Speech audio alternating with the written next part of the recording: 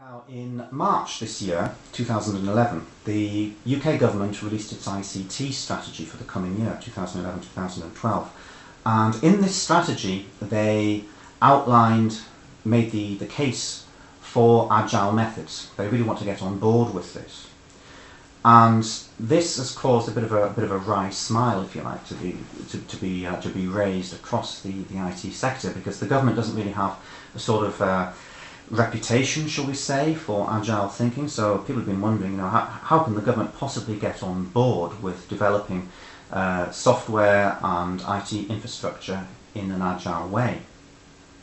And there was about a month later, at the end of April, an article in Computer Weekly. It was a blog posting by a corporate lawyer in which he set out 4 arguments against using agile methods in government. And I think it would be valuable to consider these on a point-by-point basis, because I'm certainly not convinced that they hold. And in fact, to sort of cut ahead a bit, I'm satisfied that agile methods can, will and do work in government because of my own experiences in applying them in the public sector, including with frameworks like Prince2 and OGIO as well. So anyhow, let's look at these points that have been raised. The first one was the fact that government needs to know up front how much a project is going to cost. In other words, governments expect fixed price contracts. They don't really go into time and materials. Well, that's not really a contraindication to using agile methods, quite honestly, because there's been a building pressure for agile methods across the industry. I mean, in the private sector, these are straitened times. There's much less of an appetite now for time and materials work. The budget really needs to be defined up front. But that can actually work nonetheless on an agile basis. I know that there are there's at least one major agile guru who argues that agile methods shouldn't be done on a fixed price basis. Scott Ambler is the person I'm thinking of there, and there are others.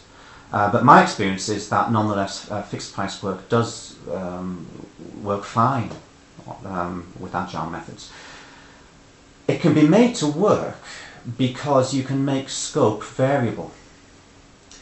If you think of an iteration, and I'm using the term there loosely, you could call it a sprint, you could call it a time box. It's the typical length of time of between 2 and 6 weeks in an agile project that you use to release an increment and to deploy an increment onto a site so it can be evaluated or possibly even used in order to get an early return on investment. If you think of that, I'll use the word time box for that. I'm talking about a sprint or an iteration. But if you treat it as being a trading space, that's the key. Because what you can do is you can specify the requirements that you're going to deal with in that particular time box. The scope, the features, are flexible. The cost and the time of the project is set at the very beginning. The level of quality that is required for the project can also be determined at the beginning. Okay? The only thing that needs to be kept flexible is scope, and that's perfectly possible in an agile framework. What you do is you use the time box as a trading space. You prioritize the requirements as the must, shoulds, coulds and won'ts, and the must, shoulds and coulds you would deal with for a particular iteration. You can refactor them, move them from one iteration into another, one time box into another. And so as new requirements come along, you can trade them in and out. So you can have a dialogue with the client and use the time box, stroke iteration, stroke sprint as a trading space. So that works fine. As I say, there's no problem with it. DSDM is the agile method that uses this quite heavily. And it's definitely a proven way of doing things. It's less common in Scrum, less common in XP. But nonetheless, it's definitely practical. So fixed price work by no means is a contraindication to using agile methods in government. The second objection that has been raised to agility in government is open procurement rules, because the government needs to enforce open procurement practices. OJU as well is one of the European requirements for public sector contracts, is also a key factor that has to be dealt with. So how can you have an agile project that has to be solicited or tendered for on an open procurement basis? Well, really, it's got no bearing on the matter. I mean, you can solicit for work on an open procurement basis in any way you like. You can specify that agile methods will be used. You can specify that a waterfall method will be used. It doesn't really make any difference. Fixed pricing and fixed time can be specified, as I say, in the project that you wish to apply open procurement standards to, and as long as the tender itself is conducted in a transparent way, and as long as the bidders, the tenderers, are allowed to compete for the work on an equal footing, you don't have an issue. So again, open procurement works fine with agile methods. There's no problem there. The third argument that's been stated as an argument against agility in government is the, if you like, the absence of legal recourse for clients at the end of a project. It's a bit of an odd objection to raise, the fact that you can't sue your supplier at the end, or it's more difficult to sue your supplier at the end. Nonetheless, the objection has been raised, and the way I would answer that point would be to say, well, okay, yes, of course it becomes more difficult to sue a supplier at the end, to seek legal redress against them. But the reason why that's happening is because the client is engaged in the process all the way through. They become stakeholders in their own success.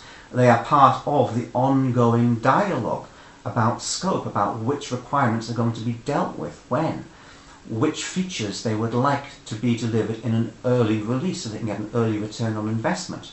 You see, agile methods prove the success of a project via ongoing delivery. So if you've always been delivering throughout a project, you know, if you've got 90% satisfaction 90% of the way through, let's say, then of course it becomes more difficult to build a legal case against the supplier at the end. But that's because, it's precisely because the project has been succeeded. So that's not really much of a valid argument, I would say, against agile methods in government. The fourth argument that has been stated against agility in government is the fact that public sector management structures are themselves not particularly agile. They're very prescriptive. Now that's a good point. I'm happy with that one. It's definitely true. The public sector, including government, as I said at the very beginning, doesn't really have much of a reputation for agile thinking. Nonetheless, it can work.